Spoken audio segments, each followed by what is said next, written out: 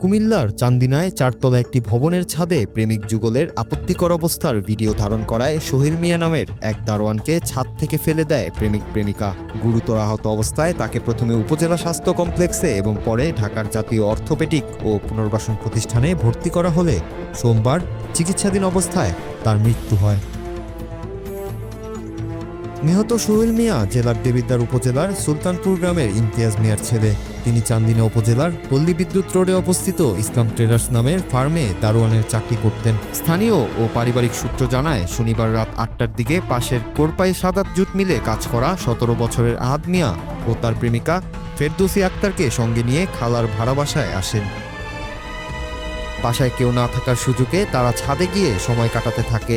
এই সময় দারোয়ান সোহেল তাদের আপত্তিকর অবস্থার ভিডিও ধারণ করেন, যা নিয়ে ক্ষিপ্ত হয়ে প্রেমিক যুগল দারোয়ানের সঙ্গে ধস্তাধস্তিতে জড়িয়ে পড়ে এবং এক পর্যায়ে তাকে ছাদ থেকে নিচে ফেলে দেয়। পরিবার এবং স্থানীয়রা বলছেন, ঘটনার কারণ ছিল ভিডিও ধারণ।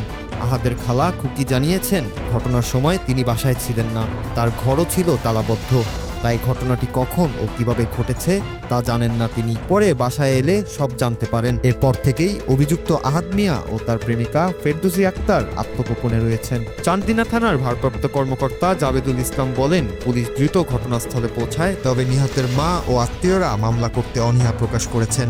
এই ঘটনায় এলাকায় চাঞ্চল্য সৃষ্টি হয়েছে। Noor Raju, Bangla TV news desk.